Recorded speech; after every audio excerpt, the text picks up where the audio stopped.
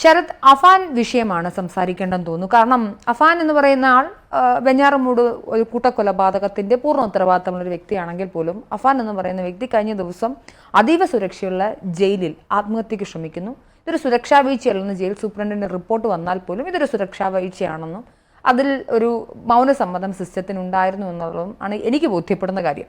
അതുമായി ബന്ധപ്പെട്ടിട്ട് മറുനാടൻ മലയാളിയിലേക്ക് അഫാന്റെ അഡ്വക്കേറ്റ് വിളിക്കുന്നു. ശരത്ത് അഡ്വക്കേറ്റുമായി ഇൻ്റർവ്യൂ നടത്തുന്നു. ഒരുപാട് ഇൻപുട്സുകൾ എങ്ങനെയാണ് ഒരു അഫാൻ ശിക്ഷിക്കപ്പെടണം, അത് മാതൃകാപരമായി തന്നെ ശിക്ഷിക്കപ്പെടണമെന്നും അഫാൻ കുറ്റം ചെയ്തിട്ടുണ്ടെന്നും അഫാൻ്റേതായിട്ടുള്ള ഒരുപാട് പ്രോബ്ലംസ് ഉണ്ടെന്നും ഒക്കെ മനസ്സിലാക്കുന്ന വ്യക്തിയാണ് ഞാൻ. പക്ഷേ ഒരു നിയമത്തിൻ്റെ പരിധിയിൽ കൊണ്ടുവരുന്ന സമയത്ത് ഒരു പ്രതിക്കും ആ പ്രതിഭാഗത്ത് നിൽക്കുന്ന വക്കീലിനും കിട്ടേണ്ടുന്ന കുറച്ച് നിയമപരമായ റൈറ്റ്സ് ഉണ്ട്.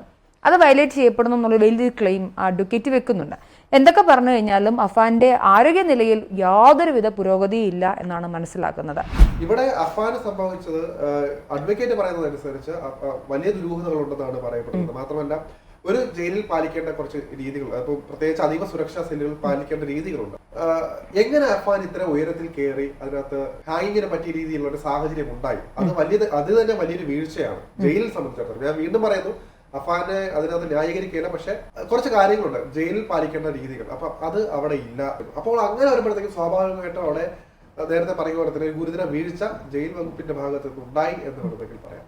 അഫാൻ മാത്രമല്ല, അദ്ദേഹം നേരത്തെ പറയുക പോലെ തന്നെ കഴിഞ്ഞ ദിവസം വന്നത് അഫാന്റെ ആരോഗ്യസ്ഥിതിയിൽ നേരിയ പുരോഗതി ഉണ്ടെന്ന് പറയുന്നു. പിന്നെ അതുപോലെ തന്നെ പറയുന്നു വീണ്ടും പഴയ അവസ്ഥയിലാണ്, വെന്റിലേറ്ററിൽ തുടരുന്നു, അങ്ങനെയുള്ള വാർത്തകൾ അങ്ങോട്ടും ഇങ്ങോട്ടും വരുന്നുണ്ട്.